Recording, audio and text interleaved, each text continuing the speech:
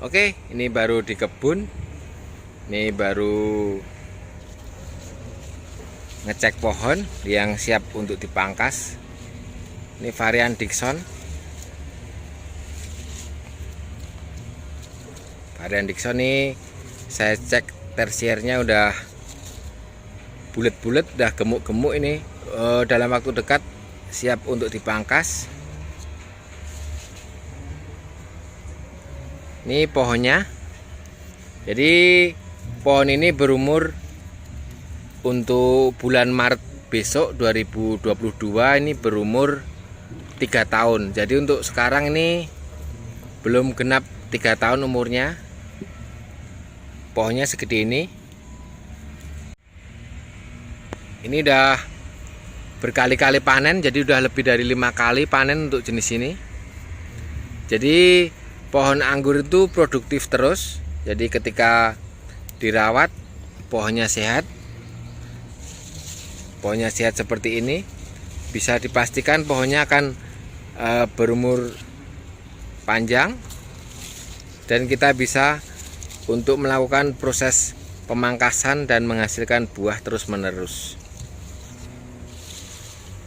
Jadi batang-batangnya udah kecoklatan ini tersiernya. Dalam waktu dekat akan kita pangkas.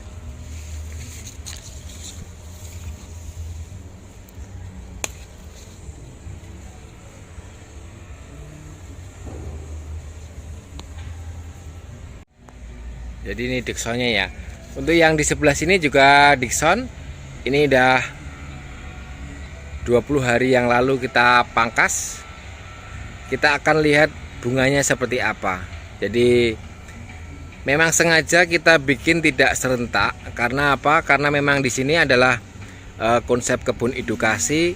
Biar tamu yang datang ke sini nanti bisa belajar untuk pemangkasan, terus melihat proses bunga, perawatan, dan ketika nanti panen bisa secara bergantian. Jadi memang sengaja kita tidak bikin secara serentak ya. Memang kebunnya memang kita nggak mampu untuk panen serentak secara bersamaan, karena nanti tamu yang datang ketika nanti pas proses habis panen, nanti kasihan tamu yang datang tidak melihat buah. Tapi di sini memang sengaja dibuahkan terus-menerus secara bergantian biar tamu yang datang bisa belajar ketika datang ke sini pasti melihat buah. Kita akan lihat bunganya seperti apa yang di pruning. Nah, ini jenis Dickson yang sebelumnya di pruning. Ini bunga-bunganya.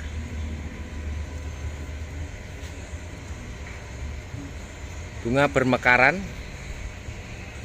Bisa dilihat banyak sekali nih dalam satu batang tersier yang naik aja ada beberapa puluh dompol.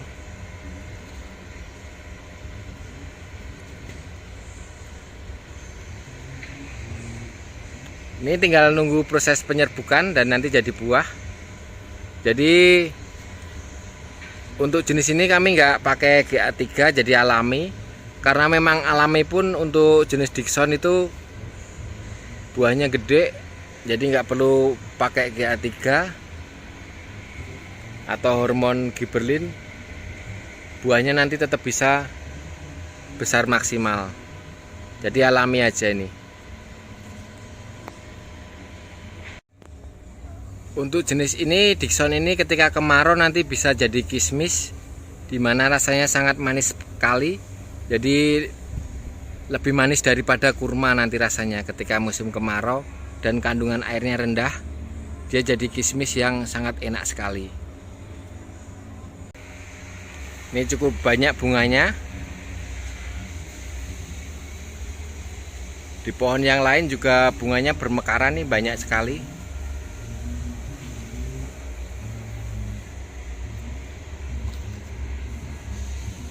Untuk di sebelah sini juga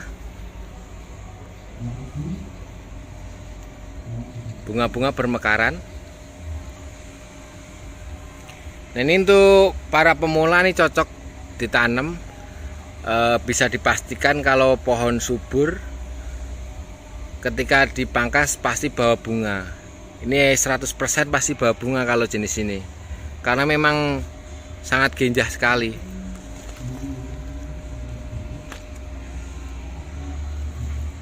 Ini dalam satu pohon aja bunganya banyak sekali.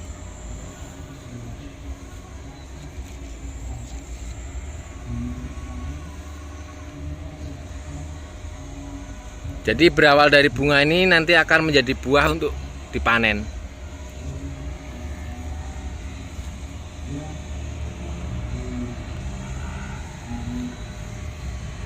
Ini sebelah sini juga nih banyak sekali.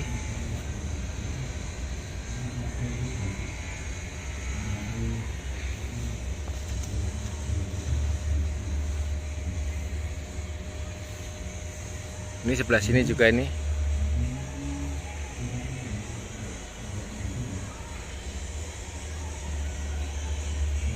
Jadi cukup banyak sekali brokolinya. Ini pohon hampir berumur 3 tahun, jadi produktif, tetap berbuah terus.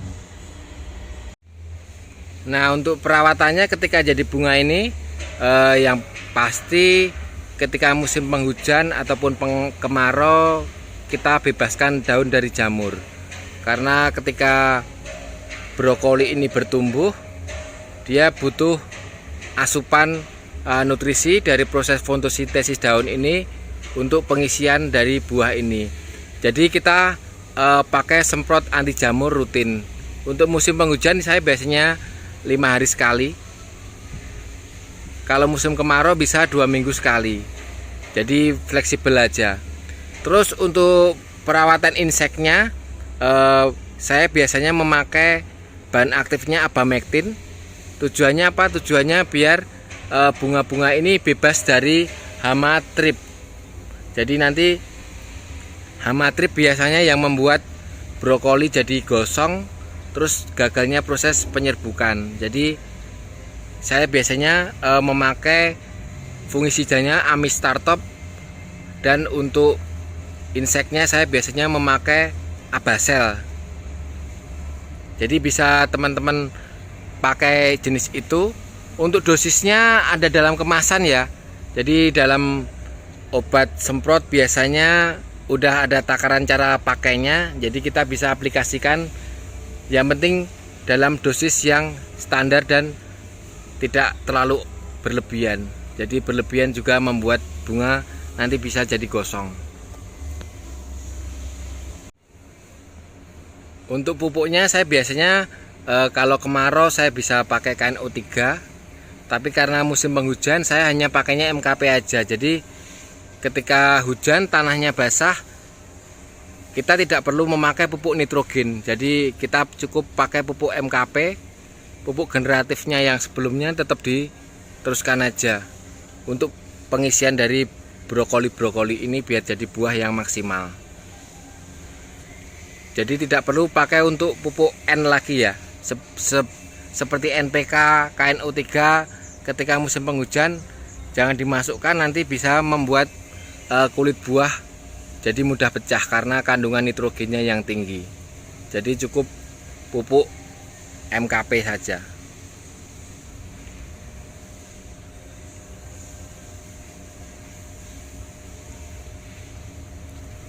Oke, terima kasih.